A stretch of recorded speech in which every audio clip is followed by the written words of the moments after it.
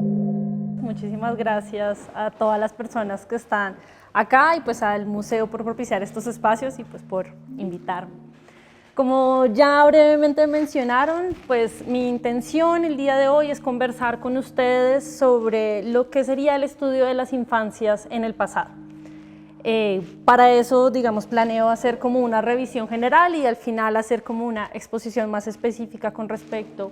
a mi investigación en la ciudad de Bogotá. Pero antes de ello, pues quisiera como resaltar como los principales objetivos más bien, cuál es el objetivo de reunirnos acá.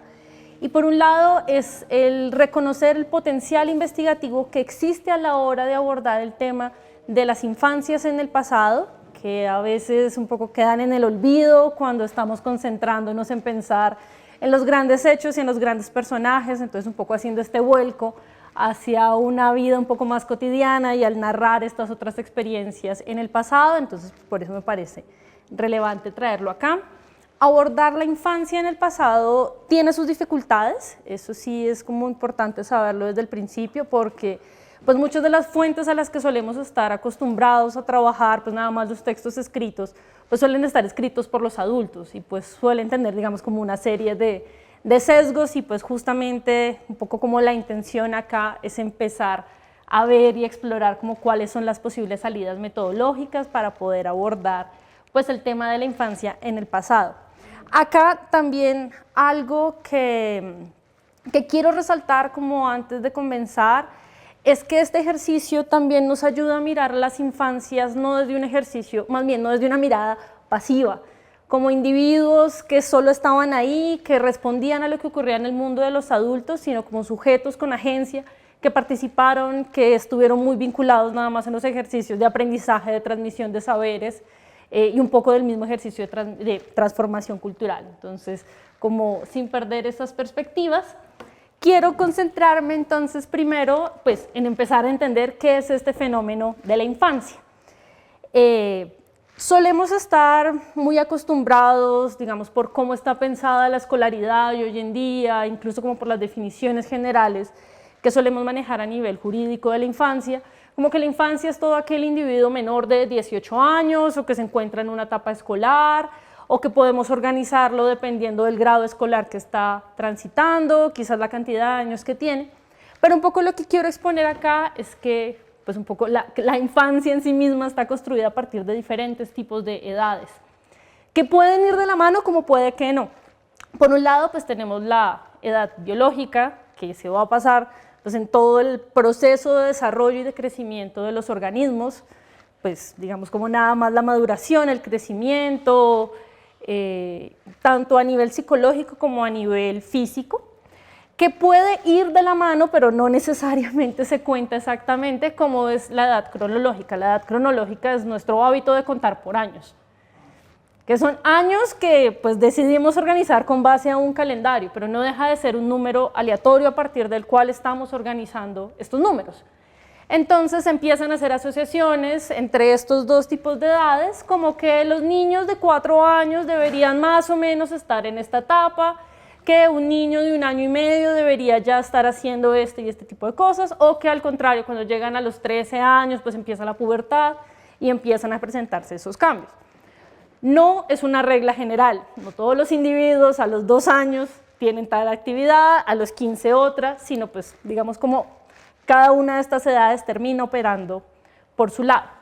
Y por último, tenemos lo que sería la edad social, que eso está más medido como las etapas en cómo la sociedad decide organizar estas categorías etarias. Suele estar más relacionado con los ritos de paso. Entonces, pues no sé, en nuestra cultura puede ser el grado que un niño termina el preescolar y entonces empieza la primaria, o no sé, cumple los 18 años y con eso adquiere una cédula y por ende la mayoría de edad, pero pues en otras culturas puede estar relacionado al hecho del destete, a que empiecen a hablar, a que pasen, digamos, por los ritos de paso de la pubertad. Y pues digamos que a partir de eso pues podemos ver que si bien en muchas ocasiones van de la mano, pues son 3 fenómenos independientes que terminan construyendo algo más grande que es el fenómeno de la infancia. Para ello, y pues desde el enfoque desde donde yo inicio esta investigación y un poco desde donde lo han trabajado otros investigadores en la bioarqueología es entender a la infancia como una categoría que se compone tanto de un componente biológico como de un componente social, que van a variar además también dependiendo del contexto específico en el cual se dan estos individuos. Nada más comparando el desarrollo biológico o el crecimiento, no es lo mismo en niños y en niñas. Hay cosas y procesos que a nivel corporal se dan más rápido en unos que otros. También van a variar dependiendo de la genética, dependiendo de la población a la cual pertenece, y pues claramente el aspecto social, ese sí que varía dependiendo del contexto y de las interpretaciones de que cada grupo haga. En ese sentido, pues la infancia no la deberíamos ver como esta categoría universal o como un hecho inamovible dado desde la biología, sino que es al final un fenómeno social desde donde se interpretan estos cuerpos y en este caso cómo se clasifica un grupo poblacional para ser interpretado pues, por las sociedades de la época. Entendiendo que a esto me refiero con infancia a la hora de empezar a estudiar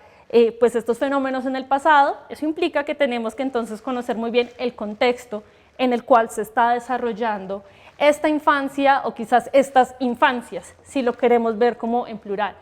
Como les mencionaba, no va a ser la misma experiencia de vida a nivel físico, social o psicológico que va a tener un individuo femenino a uno masculino, que va a tener uno de cierto tono de piel o de cierto grupo social. Hay diferencias de clases, hay diferencias que se dan también dependiendo de los momentos históricos, lo que hacen que pues, cada uno de estos fenómenos se torne pues, mucho más particulares. En ese mismo orden de ideas, pues la infancia termina siendo un fenómeno cambiante. Y por eso, digamos, aquí traigo como 3 ejemplos como muy sencillos que justamente retratan como las diferentes maneras en las que podíamos estar entendiendo. En el Antiguo Egipto se reconocen que habían muchos vocablos para enunciar a lo que eran los niños, e incluso individuos que hoy en día nosotros consideraríamos infantiles, como pudo haber sido el faraón Tutankamón a los 8 y 10 años cuando llega a ser faraón, pues en aquel momento que un individuo de 8 o 10 años adquiriese un rol de poder no era tan descabellado como pensarnos hoy en día pues que un individuo de esta edad adquiera un rango político de esa manera. Lo mismo con la imagen que está a su derecha, que es de Piu Jin, el último emperador chino, que justamente adquiere el rol de emperador a la edad de los 3 años. Conocemos, digamos, las particularidades de cada uno de estos contextos, muy seguramente a los 3 años pues tenía unos roles específicos, pero digamos que socialmente no era descabellado pensarse a la infancia en este tipo de poderes. Digamos como para explicar un poco la imagen de la mitad, en la antigua Grecia y en la antigua Roma hubo varios momentos en los cuales se determinaba la mayoría de edad. En algunas ocasiones, para algunos individuos, podía ser los 14 a los 17 años, esto también va a variar dependiendo de si eran individuos femeninos o masculinos, o digamos si tenían o no, más bien como variando también con respecto a su clase social. En ese orden de ideas, entendiendo a la infancia como una categoría social y por ende subjetiva, pues necesitamos partir, digamos, como de este contexto, empezar a entender cuáles son las particularidades, porque como un concepto social, pues varía, se transforma, puede ser manipulado, puede ser interpretado e entendido de múltiples maneras. Habiendo hecho esta muy rápida definición en torno a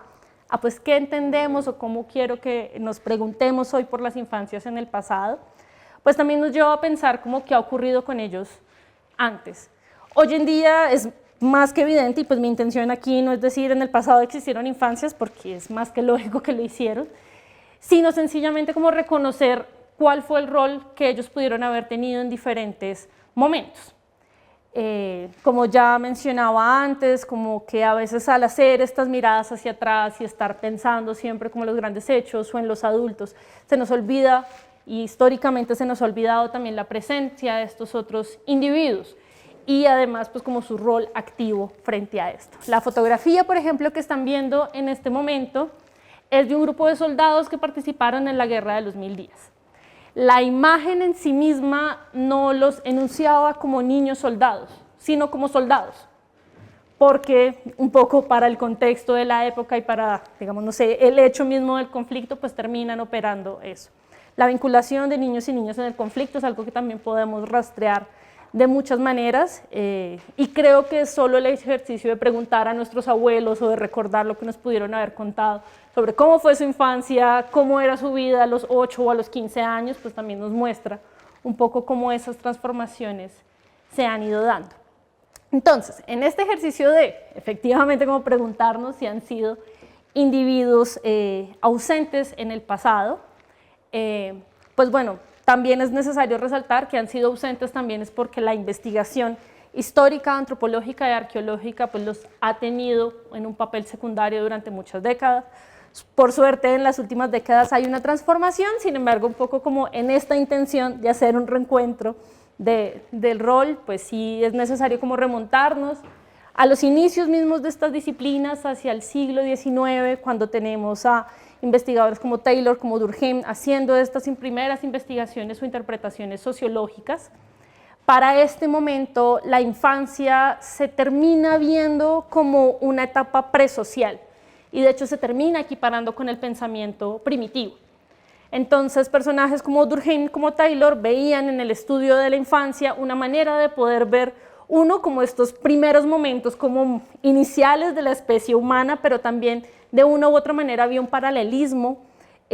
con este pensamiento primitivo y con la idea de lo salvaje. Entonces, de alguna modo de entender los juegos, la manera en que aprenden el lenguaje, era una manera también de contrarrestar lo que es el mundo civilizado del mundo de lo salvaje. Y bueno, como que esta idea de una etapa presocial o como un casi humanos, casi adultos, pero al fin y al cabo seres incompletos, pues termina siendo un paradigma que nos va a acompañar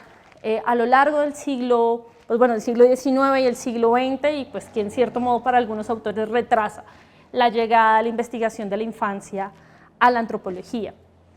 Para este mismo periodo, digamos, si avanzamos unas décadas y estamos ya hacia finales del siglo XIX, principios del siglo XX, vemos que en la antropología biológica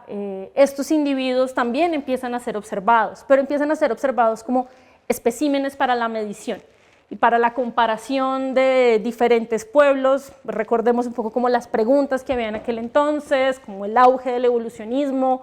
estas primeras ideas raciales y eugenésicas que se empiezan a gestar en aquel momento. Entonces los cuerpos de los individuos infantiles empiezan a ser estos objetos de medición, tanto a favor como en contra de estos postulados evolucionistas y raciales. Podemos, por ejemplo, ahí destacar la labor que hizo Franz Boas, justamente al estudiar población migrante y específicamente al hacer ejercicios de antropometría con niños, hijos de los migrantes, para ver estas etapas del crecimiento. Sin embargo, algo que sigue ocurriendo en este momento es que los niños son utilizados como, ¿cómo se diría? Como un instrumento para llegar a una pregunta con respecto al mundo de los adultos. La pregunta no es por los niños se utilizan para tomar datos, bien sea para argumentar en favor o en contra de estas diferencias raciales. Si seguimos avanzando unas décadas y exploramos estas primeras etnografías muy clásicas como a lo Malinowski, podemos encontrar que los niños están presentes en los registros. O sea, no vamos a decir que en estas etnografías no están siendo documentados, sino que están siendo documentados de manera anexa, son un papel secundario, o si no pueden ser es lo curioso, lo exótico, y se documentan sus juegos y se anotan a un pie de página, pero no son el centro de la investigación. Va a ser solo hasta que llega la mujer de la fotografía, Margaret Mead, con la Escuela de Estudios de la Cultura y Personalidad, que empieza a preguntarse por la infancia desde otro rol, le empieza a prestar atención. Y en su ejercicio de explorar cómo las experiencias de la infancia y estos momentos de crecimiento terminan desarrollando, digamos, como particularidades ya a nivel de la vida adulta, pues notamos como este primer interés como por el estudiar a la infancia en aquel momento. Esto además también sirve para empezar a romper esta idea de que el pensamiento infantil es un pensamiento primitivo. No obstante, seguimos teniendo unos vacíos muy grandes, va a ser solo hasta ya la segunda mitad del siglo XX, específicamente con autores como Philippe Arié,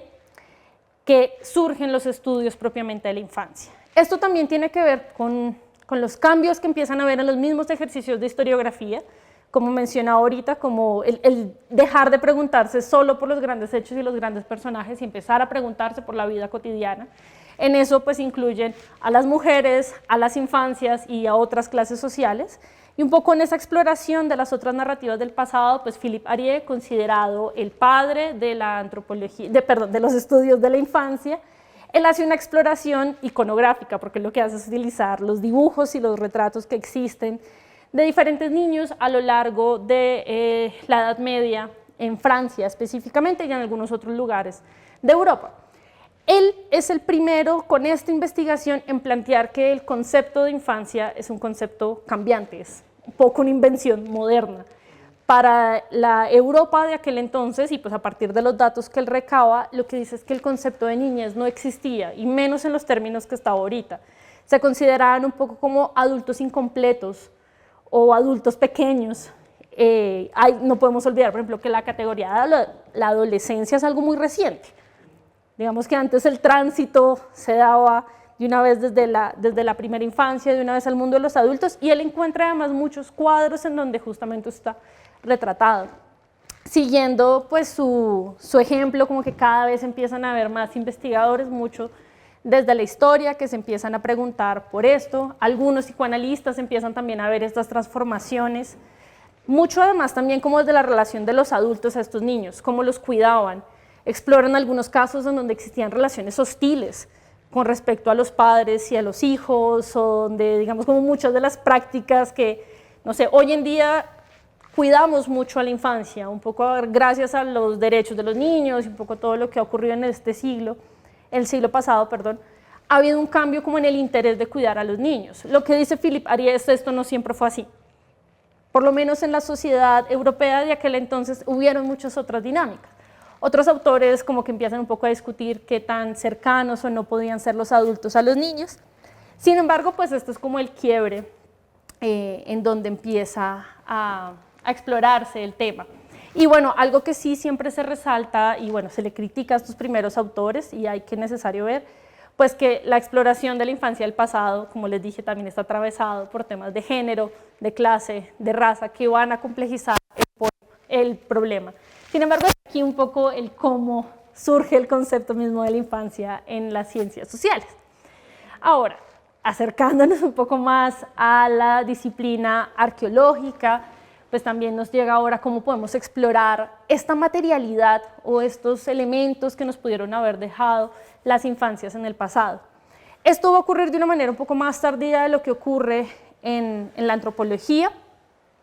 En realidad va a ser ya entrados los años 70 y los años 80, mucho además también por la influencia de unas perspectivas de arqueología feminista en donde surge el interés por estudiar a los niños. Específicamente, muchos de esos trabajos arrancan en Europa, hacia la península escandinava, van a ser como los primeros.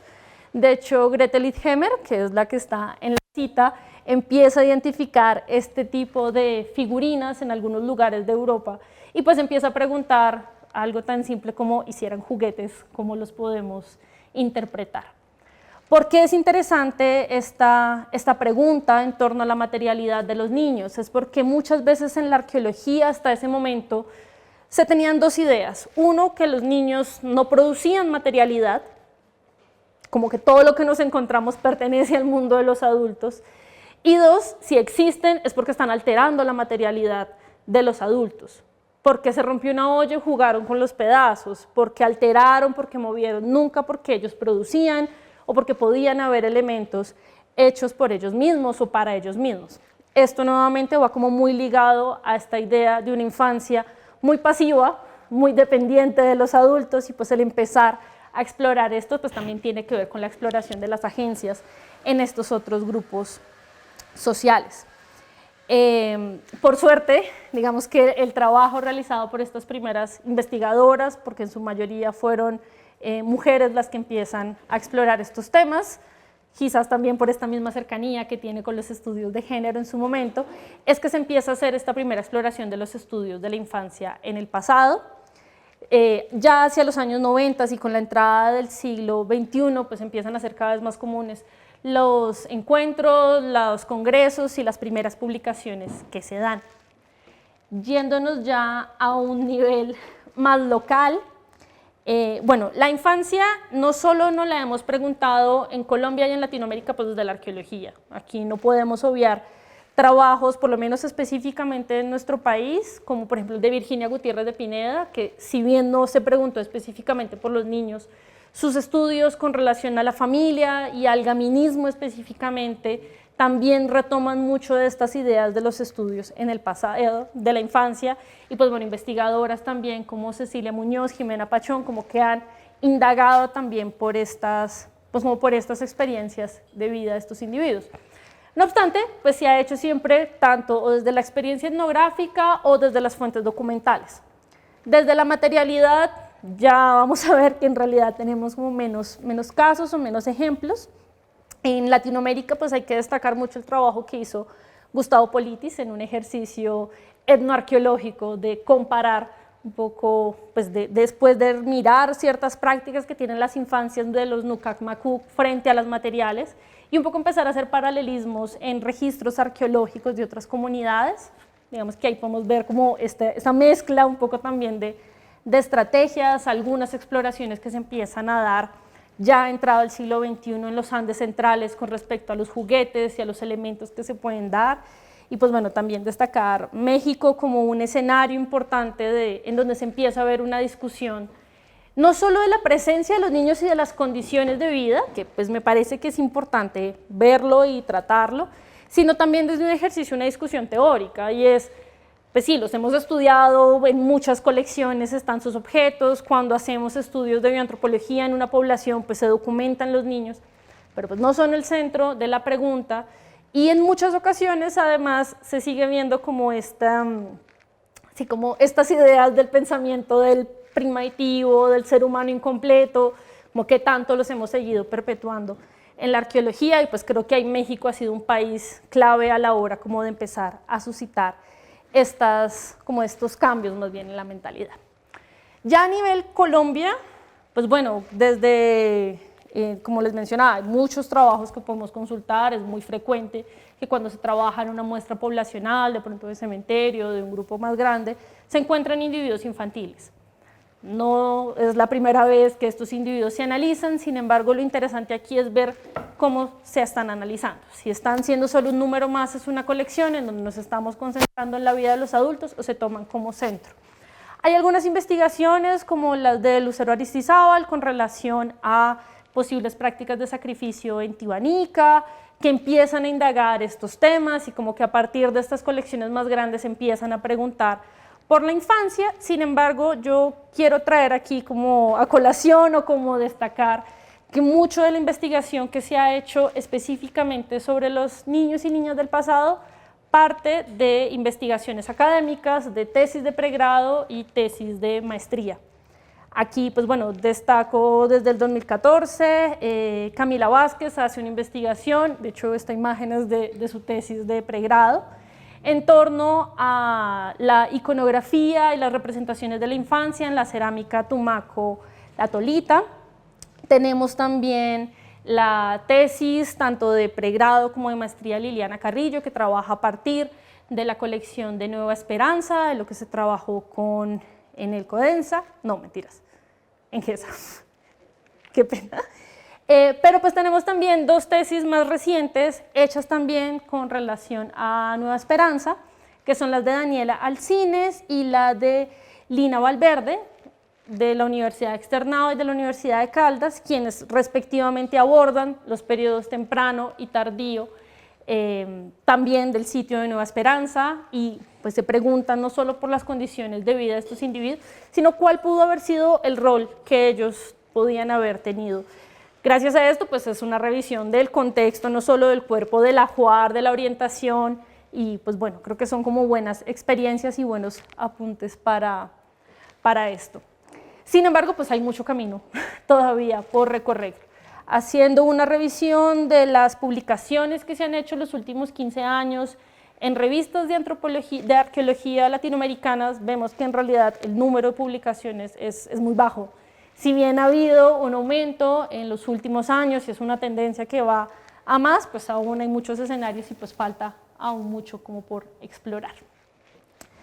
Sin embargo, mucho de la discusión en lo que vamos hasta este momento y pues desde donde se quiere mirar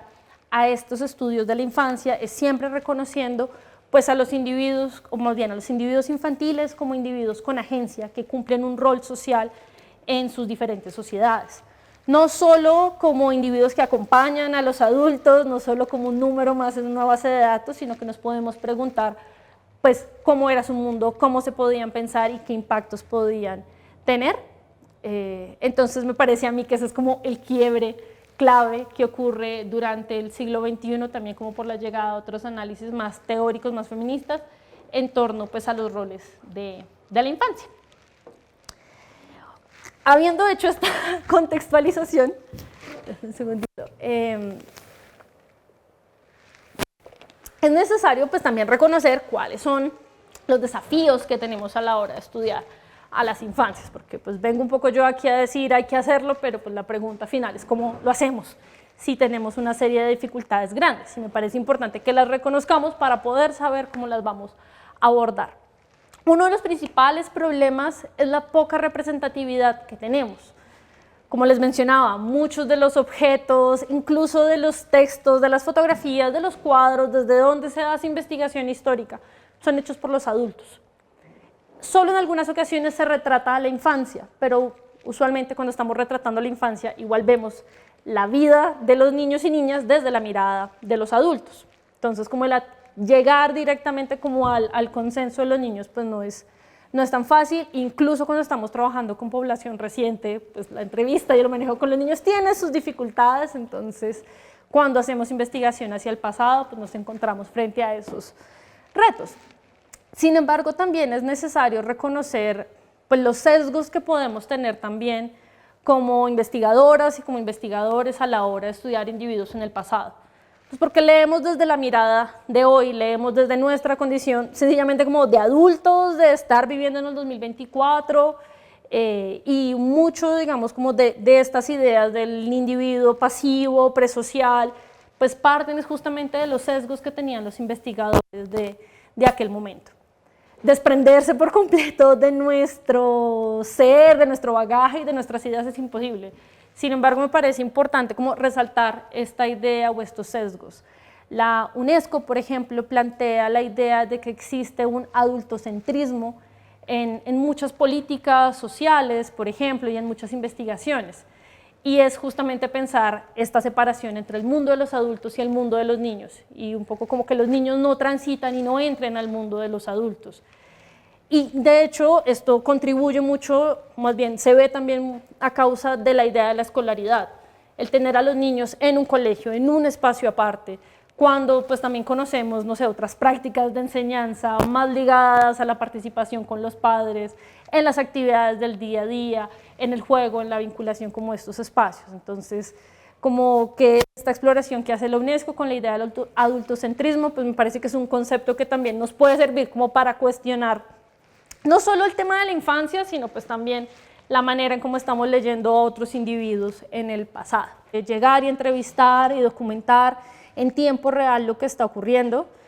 diferenciar qué elementos fueron hechos por un individuo infantil o por un adulto es muy difícil. En realidad podemos hacer teorías sobre si se trata de un juguete, de una vasija más pequeña, pero a ciencia cierta saber quién lo hizo siempre se nos va a salir pues digamos como del campo de posibilidades. Y cuando analizamos restos óseos infantiles también vamos a tener otro tipo de particularidades. La preservación muchas veces se da, digamos, como en las mejores condiciones, el mismo esqueleto infantil presenta otras particularidades, no vamos a encontrar las mismas patologías o condiciones que vamos a encontrar en un adulto, entonces ahí mismo tenemos otro desafío.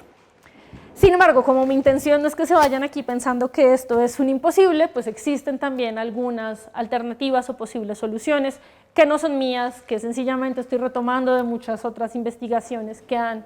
mostrado cómo el utilizar una combinación de fuentes nos puede seguir. O sea, si en este ejercicio estamos armando un rompecabezas del pasado y nos faltan muchas piezas, pues empezar a combinar piezas desde diferentes disciplinas y desde diferentes formas es una buena estrategia.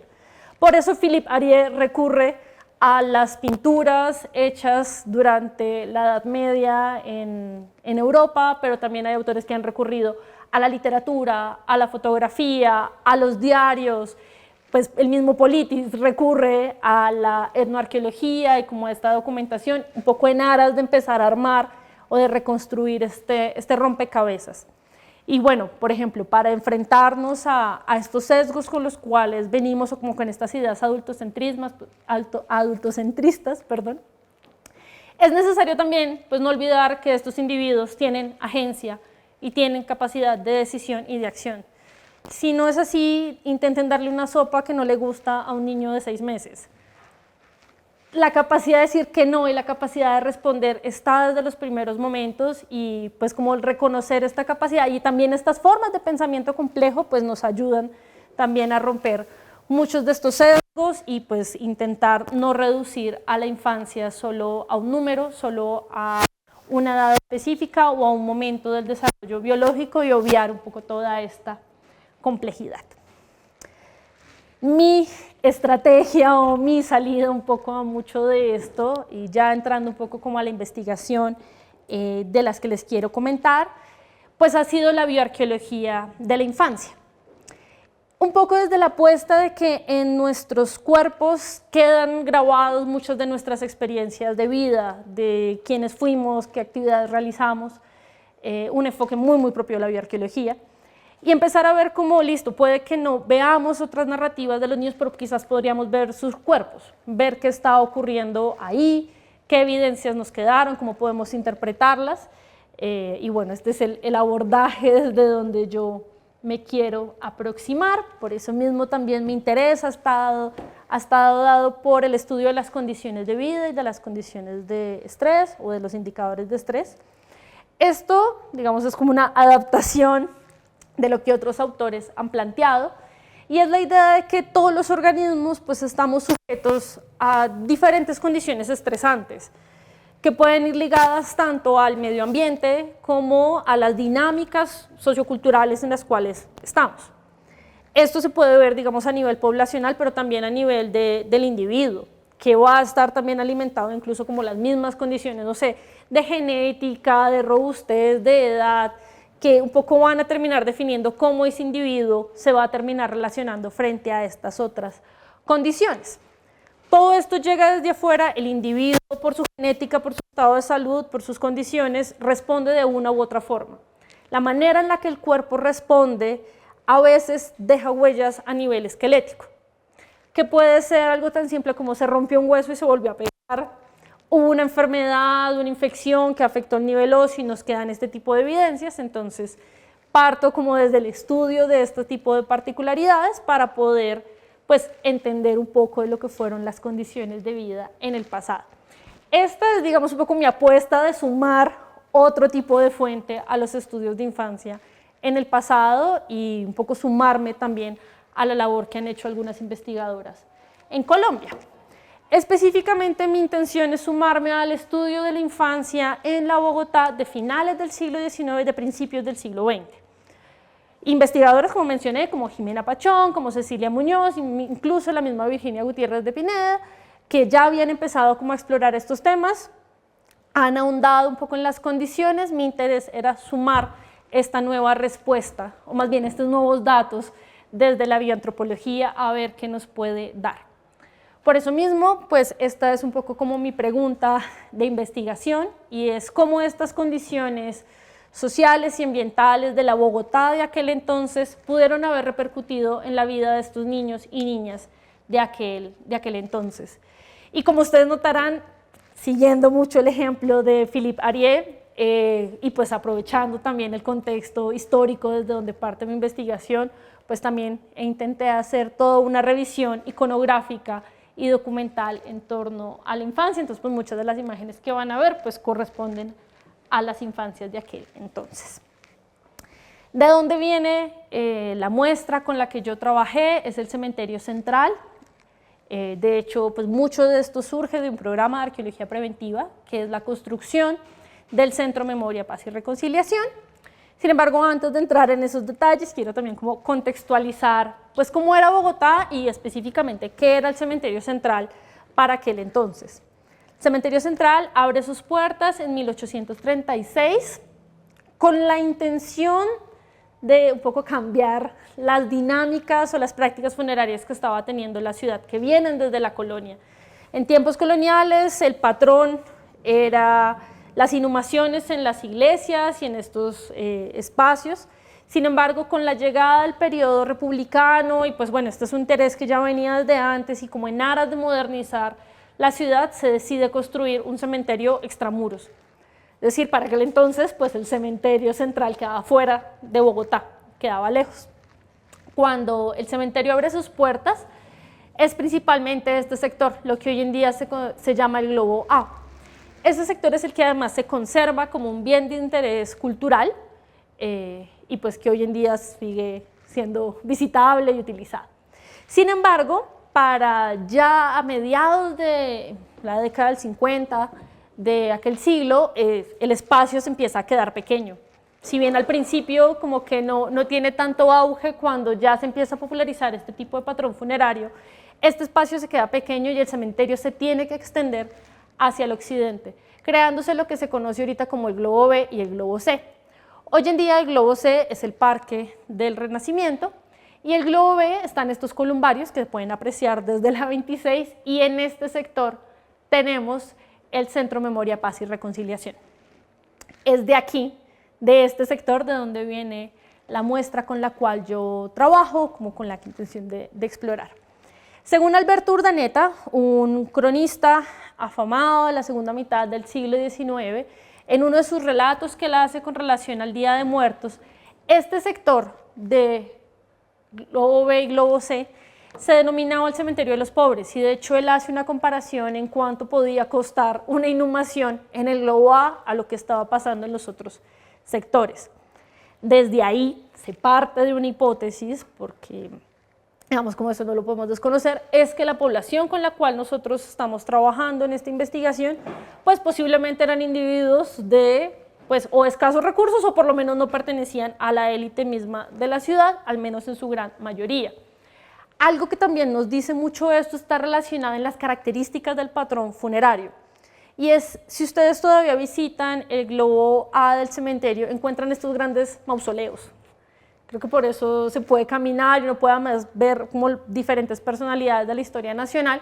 Sin embargo, en este sector del Globo B, las tumbas eran inhumaciones, o sea, están bajo tierra, eran reutilizadas, entonces como que el espacio se utilizó varias veces, era posible encontrar como tumbas uno sobre otro, individuos removidos, y pues actualmente se encuentran sin lápidas, sin nombres, y un poco como que se desconoce exactamente quiénes están ahí. Esta forma, digamos, como de conservar, más bien, como el patrón funerario, para algunos investigadores también ha sido una manera desigual de recordar a los individuos de la ciudad, porque como les mencioné, esto es un bien de interés cultural, los otros no, son nombres que están un poco en el olvido, y desde esa misma perspectiva, pues digamos que se pretende hacer esta investigación. Para dar un poco más de contexto, entre el 2009 y en el 2012, entre esos años, el equipo de investigaciones antropológicos forenses, ESIAF, realiza la excavación de este sector. 3.800 metros cuadrados destinados a la construcción del Centro Memoria, Paz y Reconciliación. Ahí pues, se obtuvo una gran cantidad de evidencias arqueológicas, principalmente contextos funerarios, pues restos óseos, que en su momento fueron abordados por el ESIAF, sin embargo, por algunos inconvenientes de índole administrativo-financiero, el proyecto se suspende unos años y es la Universidad Nacional quien retoma años después con el análisis y estabilización de esos materiales. Mi investigación parte desde los materiales que trabajó la Universidad Nacional. En los resultados generales que se hicieron, se encontraron más de 7.000 individuos, de los cuales pues, se logra individualizar más de 1.700, los otros se van a tratar más de pronto como les decía, como eran tumbas reutilizadas, muchas veces las movían, las acomodaban, entonces estos otros individuos no pudieron ser totalmente individualizados, así suena un poco recurrente, pero pues dentro de los individuos que se lograron identificar de manera clara, fue posible encontrar 114 individuos infantiles que es a partir de los cuales yo realizo mi investigación. ¿Cuál fue la metodología? Un poco en aras de seguir con esta idea de combinar múltiples fuentes, pues tenemos claro todo lo que está propio desde la bioantropología y desde la bioarqueología, teniendo también en cuenta pues, qué métodos son aplicables para la población infantil y cuáles no, pero también combinado con lo que son las fuentes históricas y las fuentes arqueológicas, específicamente por las fichas de campo y los informes que se pudieron presentar en aquel momento. Dentro de las fuentes históricas, como mi intención era saber cuáles eran las condiciones de vida, pues se hizo una revisión de las tesis de medicina de los primeros médicos pediatras que hubo en el país, en la Universidad Nacional de Colombia, entre los años 1907 y 1945, un poco ver ellos qué nos contaban de la salud de estos individuos. Se hizo la consulta del libro de defunciones de 1902, lastimosamente en el momento en que estaba haciendo la investigación, los otros libros de otros años se encontraban en mantenimiento, pero pues bueno, 1902 termina siendo una pequeña muestra que nos sirve. Algunas fuentes literarias, archivos fotográficos y fuentes secundarias. ¿Por qué fuentes literarias? Porque encontramos relatos como los de Emma Reyes, quien ya en su vejez narra su experiencia como niña de escasos recursos en la ciudad de Bogotá, justamente para estos años. Entonces se toman este tipo de fuentes también como otros posibles relatos para reconstruir lo que fue la niñez de aquel entonces. Gracias a esta variedad de fuentes, pues podemos un poco entender cómo era la Bogotá de aquel entonces. Muy brevemente, porque aquí podríamos extendernos mucho más conversando. Esta idea, Bogotá es una ciudad que se empezó a quedar pequeña frente a la gran población que llegaba. Con las guerras de independencia y seguido los diferentes conflictos que hubo en muchas regiones del país, pues Colombia empieza a recibir una población migrante mucho más grande cada vez y pues ya al ostentar el título de capital nacional, como que esta idea de llegar por trabajo, huyendo de las diferentes formas de violencia, hace que la ciudad crezca. Sin embargo, ya para finales del siglo XIX y principios del siglo XX, se había quintuplicado la población que había en Bogotá, pero no había aumentado significativamente su tamaño. Eso trajo consigo condiciones de hacinamiento que están muy reportadas en las fuentes históricas, que un poco terminan por partir estas casas coloniales en diferentes tiendas, en aprovechar los patios y en que muchas familias podían estar viviendo en un mismo espacio. Para aquel momento también se empiezan a desarrollar los primeros barrios obreros, específicamente hacia la periferia y hacia el sector de los cerros, que no van a contar con las mejores condiciones de aquel entonces. Bogotá tenía grandes dificultades, como es el tema del agua. Para aquel entonces, pues los ríos que surtían de agua a la ciudad también servían para surtir las aguas negras. Los acueductos y alcantarillados que existían, muchos de ellos pues venían desde la colonia, no habían tenido el mantenimiento adecuado, lo que generaba una contaminación cruzada de las aguas limpias. Y pues ya, por ejemplo, si nos vamos más al caso de los niños, el hecho de que, pues no sé, todavía la idea de pasteurizar la leche no existía, y pues muchas de estas vacas estaban tomando aguas contaminadas, eso generaba que la leche también estuviese contaminada y pues era la que se le daba a los individuos de aquel entonces. Aquí hay una cita justamente del alcalde de 1898, en donde justamente está resaltando estos nuevos barrios que se están dando. Miren que los menciona como arrabales de clase pobre, donde viven sin ventilación y sin condiciones higiénicas. Aquí además no podemos obviar que tenemos pues todo un discurso higienista que se empieza a manifestar en la ciudad y que pues además empieza como a contrastar. Bogotá en aquel entonces quería modernizarse, pero a la vez estaba presentando este tipo de dificultades. Entonces, cuando se empiezan a desarrollar estas primeras estructuras ya mucho más modernas y consolidadas de servicios públicos, pues se van a concentrar hacia sectores como Teusaquillo o de pronto hacia este sector de la Catedral, mientras que estos barrios periféricos un poco van quedando en el olvido y pues van quedando sin la prestación de servicios públicos. Esto pues tiene sus consecuencias y fueron las altas tasas de mortalidad que hubo en aquel entonces, no solo con los niños y niñas, que ahorita lo veremos, sino en general la ciudad estaba teniendo unos desafíos muy grandes. La contaminación que había en las aguas, el mal manejo de los residuos, el hacinamiento y pues bueno, las condiciones de vivienda propiciaban la aparición de epidemias de fiebre tifoidea. La ciudad tiene documentada epidemias de sarampión, de tuberculosis, neumonías, como que todo esto lo podemos documentar con facilidad. Incluso creo que, y un poco recordando lo que fue la pandemia del COVID, pues estuvo la gripe del 18, la cual sí, nuevamente, consultamos muchas fuentes. De hecho, esta es una caricatura de la revista Cómico Bogotá en 1918, que justamente muestra cómo esta tasa de mortalidad tan alta, un poco por las mismas condiciones de la ciudad, como que no estaba. Acá, importante no perder de vista lo que yo les decía, la ciudad empieza, más bien, como los dirigentes de la ciudad y muchos de los médicos, que digamos eso lo podemos ver en la revisión de tesis, un poco empiezan también a ver que esto, más bien, al principio no se juzga que sea la ciudad misma la que genera estas condiciones, sino es la gente ignorante, que es pobre, que es cochina, que tiene raíces indígenas, que es así. Pues por eso la cita anterior del alcalde, es que ellos son antihigiénicos, no es que la ciudad sea un problema, sino que es un poco como las condiciones y las prácticas culturales de aquel entonces. Como les decía, ya yéndonos un poco más a la idea de la infancia, pues, Bogotá, como ocurre en diferentes escenarios, pues tiene individuos de diferentes clases y por ende tiene a diferentes tipos de infancias. Aquí son dos fotografías del archivo de Sadi González, tomadas ambas en 1948, con solo unos días de diferencia, en donde se están documentando lo que para mí por lo menos son dos ejemplos claros de diferentes tipos de infancias. Una fotografía de un concurso en el Parque Nacional, mientras el otro es una fotografía de una noche nocturna. En ambos podemos apreciar niños, creo que salta a la vista las diferencias en el atuendo, en las condiciones mismas que están, pues que justamente nos hace pensar como no todos en la ciudad estaban viviendo la misma experiencia y pues partimos un poco la idea de que esta investigación se centra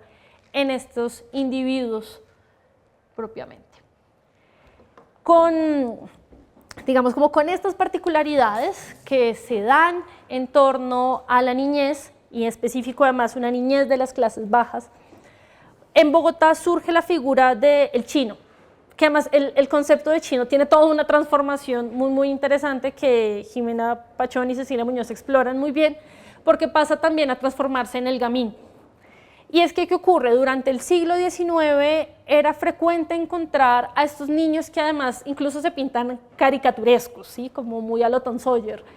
en donde podían tener casa o no, pero transitaban, habitaban las calles, voceaban periódicos, volvían, entraban, salían de auspicios y de hecho en las iconografías que se ven, como que al principio se ve como un personaje pintoresco y jocoso. A medida que se está acercando ya al siglo XX, estas ideas de modernidad, de higiene, este discurso se transforma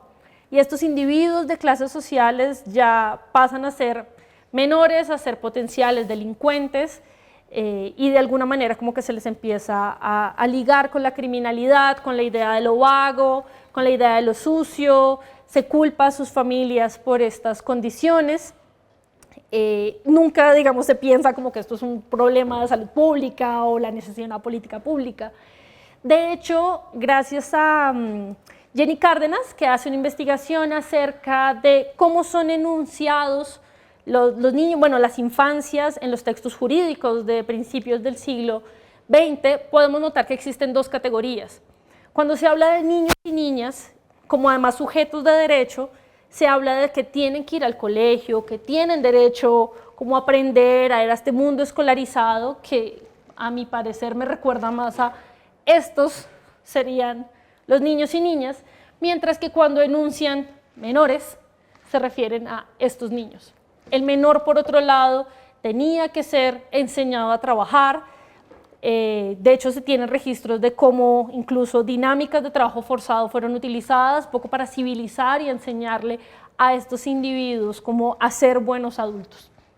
Entonces aquí pues apreciamos un poco como este gran contraste en la ciudad.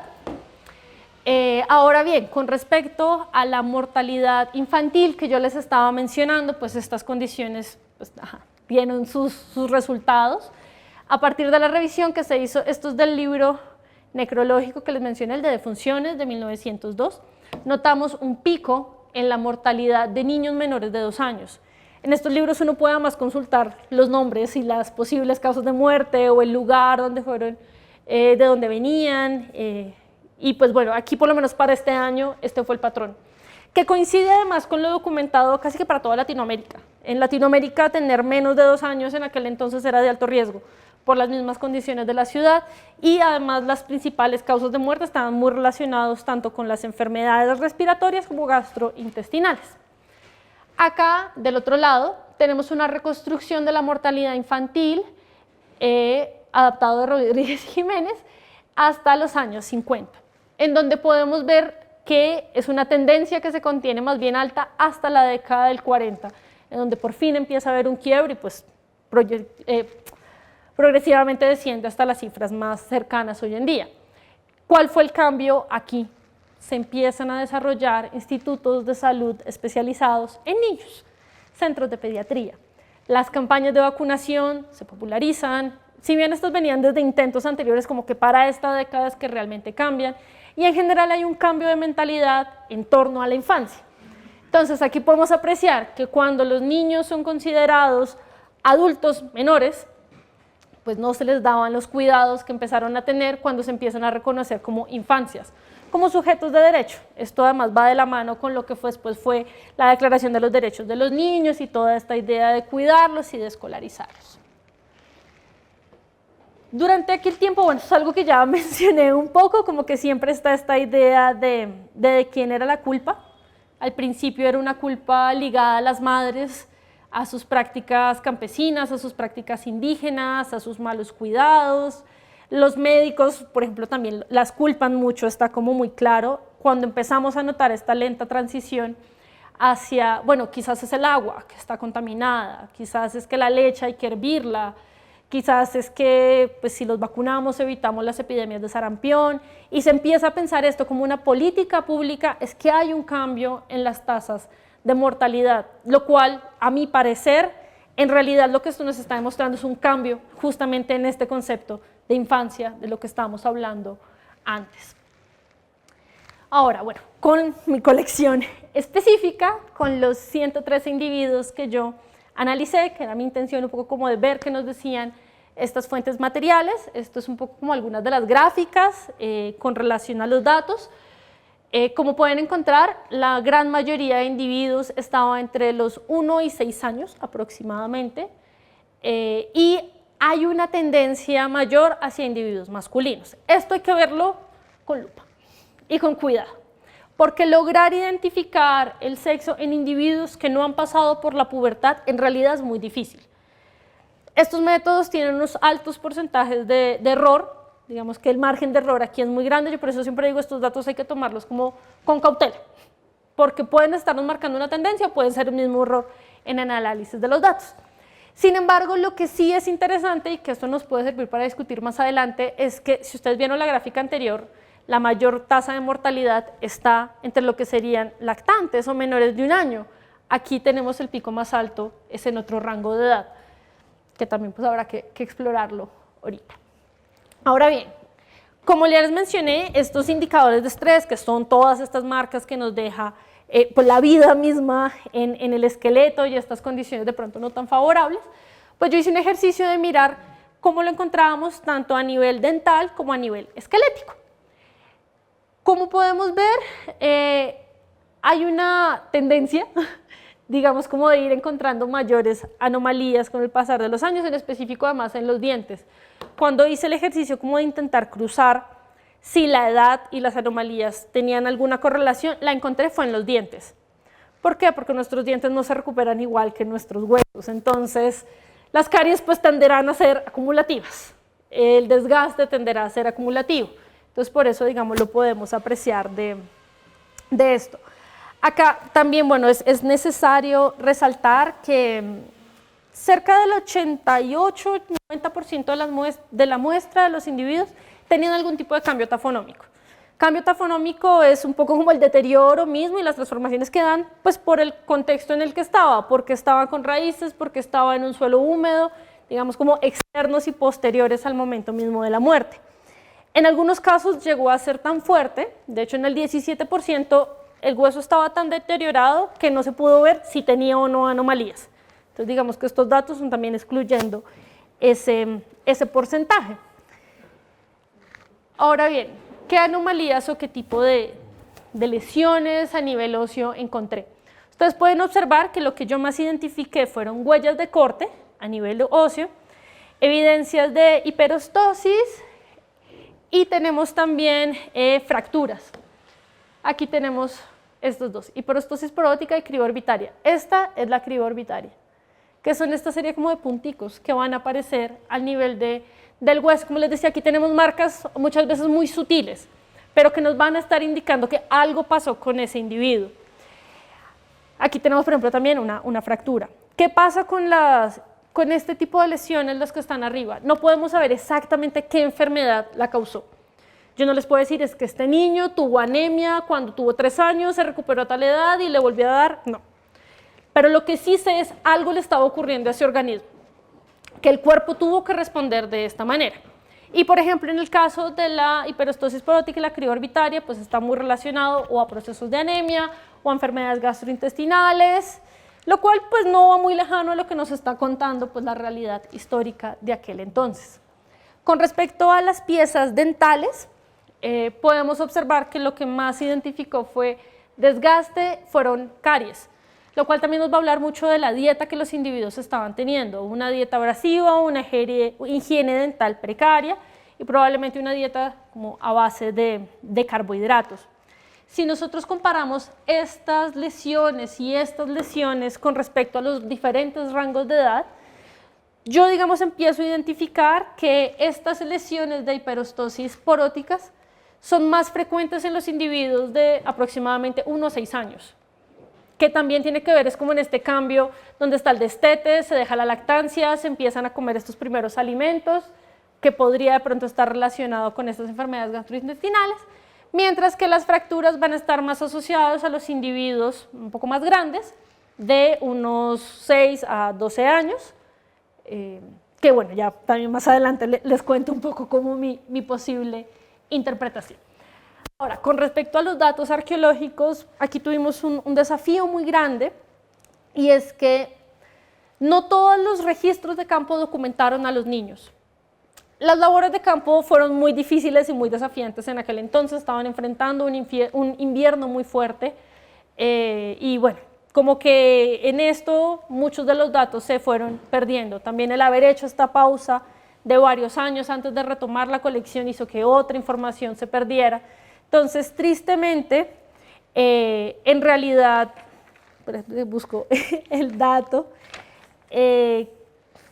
solo logré encontrar el registro, digamos como la ficha de campo, del 77% de los individuos. Pero de las fichas que encontré, menos de la mitad resultó que estaba ahí,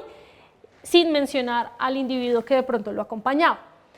De lo que se logró obtener, podemos ver, estas son como las cifras, la mayoría de los casos se trata de entierros secundarios, hay algunos primarios acá, y estos son el tipo de elementos que solemos encontrar asociados, principalmente son ropa y bueno, como los elementos mismos del ataúd, pues todo ello concuerda mucho con el patrón funerario de la ciudad y pues lo que ya se había identificado con el cementerio central. Y bueno, en la investigación realizada antes por Claudia Rojas con la colección completa. Ahora, ¿cuáles son como los desafíos que tuvo esto a la hora de ser interpretado? Pues uno, esto es una muestra de cementerio, ni siquiera abordamos el cementerio completo, abordamos un sector pequeño de este cementerio. Entonces mi intención con esto no es hablar de la salud de todos los niños y niñas de la ciudad de Bogotá, porque no tenemos esos datos. Hablo a partir de esta colección, de esta muestra, de lo que se logró analizar y un poco cómo lo podemos contrarrestar pues con los datos históricos. Hay muchas infancias, este de pronto solo obedece al retrato de una de ellas. Como ya mencioné, algunos problemas en la pérdida de información, tuvimos algunos problemas también con la preservación de los elementos, no tenemos tampoco fechas exactas de la inhumación de cada uno de estos individuos,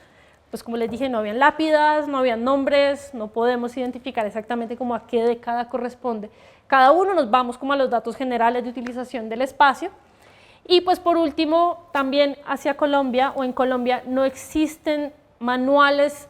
especializados en, más bien en osteología infantil con una población como la nuestra. Tuvo que recurrir a muchos estándares y a muchos métodos hechos en otros países con otras poblaciones, lo que implica que los márgenes de error pueden estar ahí también incluidos, entonces ahí también lo incluyo. Ahora, en este cruce de variables y como de fenómenos, pues encontré algunos puntos que no me concuerdan. Yo decidí nombrar los desencuentros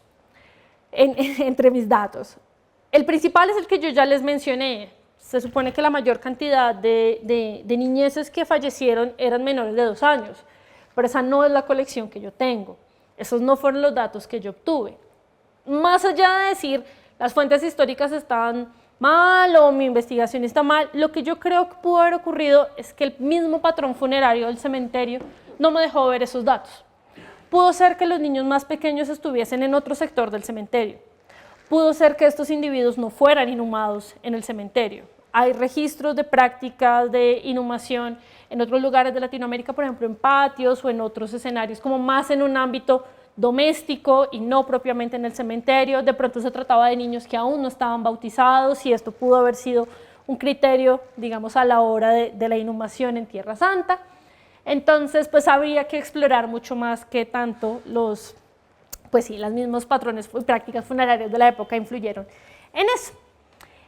Pudo haber también habido una afectación pues por el mismo, no sé, por los mismos cambios tafonómicos, que estos individuos sencillamente no se preservasen de la misma manera que los individuos más grandes, pues tocaría como explorar.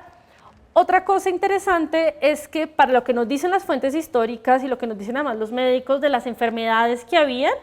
en realidad mis porcentajes no son muy altos, como que uno esperaría haber encontrado muchas más anomalías a nivel esquelético. Y esto, digamos, pues trae a colación un fenómeno muy particular del esqueleto infantil y bueno, de la bioantropología, y es que, pues así como hay algunas evidencias que se nos quedan en los huesos, hay muchas otras que no. Una enfermedad gastrointestinal no llega a afectar el hueso. Si sufrió de neumonía y falleció siendo cruel muy rápido, tampoco va a dejar ningún tipo de evidencia. Pues son individuos que, digamos, no duraron mucho tiempo con una enfermedad, como para decir dejó una marca muy clara, pero pues sí no podemos olvidar que son individuos infantiles que fallecieron. Ya eso por sí mismo es un indicador de que algo sucedió. Para que no llegasen a la vida adulta, algo tuvo que haber ocurrido, entonces como no perder ese aspecto de vista. Viendo lo que sí ya denominé encuentros, los puntos en donde encontramos algún tipo de coincidencia, esto es algo que ya había mencionado, tenemos este tipo de hiperostosis, también había estas lesiones en los dientes, estas hipoplasias del esmalte, que van a ser otro de estos indicadores de estrés. Cuando el diente se está formando hacia este punto, algo ocurrió en el organismo que afectó el desarrollo de la dentina y nos dejó esa línea, esa marca nos dice algo ocurrió. Esto, digamos, lo encontramos en especial en esta población de 1 a 6 años aproximadamente, estos rasgos igual toca verlos siempre, pero digamos que sí nos está hablando de estas condiciones de pronto de alimentación precaria, de leches contaminadas, de neumonías, de epidemias que pues afectaron la salud misma de los individuos. Los dientes también nos están hablando un poco de esta dieta. Los registros históricos nos hablan de una alimentación precaria, muy basada en el maíz, poca ingesta de proteína, que eso es algo también lo que se quejaban los médicos de la época, lo cual digamos como no está muy distante a lo que la materia, más bien lo que los restos óseos nos van a mostrar al respecto. Algo también bastante interesante es que logra identificar algunas lesiones en el esmalte, en los dientes, de individuos recién nacidos o pues digamos como perinatales, muy pequeños. ¿Qué ocurre? Estos dientes, por así decirlo, se forman cuando todavía están en una etapa de gestación y ya están teniendo este tipo de anomalías. Esto no nos habla tanto de la salud del niño, sino nos está hablando de la salud de la madre durante el embarazo.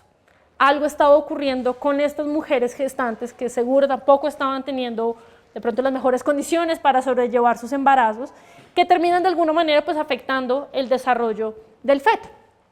Aquí, pues bueno, coloco como esta imagen de un par de mujeres bogotanas de la época, porque si nos vamos a la investigación general adelantada por Claudia Rojas, sí notamos que hubo digamos como que hay un aumento o algo particular en la mortalidad de mujeres entre 20 y 25 años, como que hay un alto. Toca explorar exactamente a qué se debe que esa muestra tenga digamos como que haya ya ese aumento en la mortalidad ahí, pero pues una de mis hipótesis es esas mujeres probablemente estaban atravesando momentos de embarazo que podían llegar a ser muy riesgosos, que pudieron haberse manifestado pues en la salud de ambas partes. Nuevamente, algo que habrá que explorar. Yo les mencioné también que encontré huellas de cortes, que serían como estas. En un primer momento, bueno, si nosotros vemos las fuentes de la época, pues habían casos de violencia, de accidentes. Sin embargo, la gran mayoría de los que encontré, de las huellas de cortes, estuvieron relacionadas con lo que pudieron haber sido procesos de necropsia. Eso significa que pasaron por algún tipo de investigación médico-legal, por un médico. No encontré una relación directa entre esto y las posibles causas de muerte, a pesar de que se le aplicaron varias fórmulas estadísticas, pero pues nuevamente, el solo hecho de que estos individuos tuviesen que pasar por un proceso de necropsia, algo nos dice de que esa muerte no se dio en las condiciones más, no sé, naturales, por así decirlo. Algo ocurrió, algo llamó la atención de aquel entonces y por eso lo encontramos. También encontramos algunos individuos con evidencias de fracturas no sanadas, fracturas perimortem, que si identificamos el patrón de la lesión, pues muy posiblemente están vinculados como accidentes. Para las fuentes escritas de la época, Jimena Pachón, por ejemplo, resalta mucho cómo la llegada de los vehículos a la ciudad generó una tasa de accidentabilidad bastante alta. Porque imagínense estas pequeñas calles en donde además no habían habido nunca vehículos motorizados, digamos como una ciudad un poco más desorganizada, pues muchos niños y niñas pues fueron víctimas según lo que nos cuentan los periódicos y pues creo que aquí podría ir de la mano. Ya por otro lado, y además esto me parece uno de los puntos como más interesantes que valdría la pena ser explorados, es las lesiones de actividad que podríamos estar encontrando en estos individuos. Son muy pocas, en realidad lo encontré más hacia los individuos juveniles, como nódulos de Schmoll, hay unos pequeños desgastes que se están dando en algunas articulaciones, son datos muy pequeños. Sin embargo, otras investigadoras han encontrado que estos mismos patrones de anomalías se han encontrado en contextos en donde hubo trabajo infantil. Los porcentajes no son muy altos, tocará explorarlos con detalle, pero si nos vamos nuevamente a lo que nos dicen las fuentes históricas, pues encontramos fotografías como estas. Se supone que los niños menores de 14 años en la ciudad no debían trabajar, pero creo que la imagen habla por sí misma de qué edad podrían haber tenido estos individuos cuando trabajaban. Hay muchos dibujos de los niños trabajando como voceadores de prensa, como coteros, y bueno, en general vinculados al mundo de los adultos, como les decía, desde muy temprano. Cuando revisaba yo el libro necrológico que les conté de 1902, fue interesante ver cómo un buen porcentaje de los niños ya tenían documentada algún tipo de profesión. Creo que no tengo el dato como tan aquí a la mano, pero creo que era cerca como del 20%, 15%, una cosa así, de los individuos. No solo decía causa de muerte, sino decía oficio. Entonces, Juanita, empleada doméstica, Pepito, obrero, y pues no dejaban de decir 8 años al lado, 10 años al lado, lo cual pues justamente nos muestra que pues bueno, la vinculación de estos niños en las actividades de los adultos está desde siempre, o por lo menos se estaba manifestando en esa época, dejó evidencias a nivel del cuerpo. Y ¿por qué les digo que me parece uno de los temas como más interesantes a explorar? Mucho de lo que yo he visto aquí es la visión nuevamente como desde los adultos hacia los niños, desde sus condiciones de vida. Pero a veces se nos olvida que la ciudad de Bogotá también fue construida gracias a las manos de estas niñas y de estos niños que participaron activamente en estas labores. No solo a nivel de Colombia, la revolución industrial en sí misma vinculó a un montón de individuos infantiles en este tipo de trabajos y pues dado que si bien enfrentaron condiciones muy desfavorables para sus condiciones de vida, creo que también es una narrativa de la ciudad que vale la pena no olvidar. Ya un poco para finalizar y como no extenderme más del tiempo previsto, pues bueno, finalmente lo que yo encuentro con esta investigación, pues por un lado es que sí existe una clara correlación entre las condiciones ambientales y las condiciones sociales que tuvieron estos niños y niñas y pues eventualmente en sus condiciones de vida. Y pues bueno, por lo menos en el caso de los individuos que yo analicé, en sus condiciones de muerte. Que la ciudad además, por un tema de distribución espacial, de organización de clases y bueno, la falta de infraestructura en sí misma, pues termina siendo perjudicial para estos individuos y pues que eso es lo que vamos a encontrar a nivel de los restos óseos. Y bueno, finalmente creo que mi principal apuesta con esto, con esta investigación, con estar en este espacio, es un poco demostrar el potencial investigativo que tienen las infancias en el pasado, los datos que podemos obtener de ellos y pues bueno, en este caso pues una alternativa que propongo a la hora de abordar y de solucionar estos desafíos de los que hablamos antes. Muchísimas gracias, espero que pues haya sido de su agrado. Supongo que ahorita pasamos una ronda de preguntas. No sé. Gracias.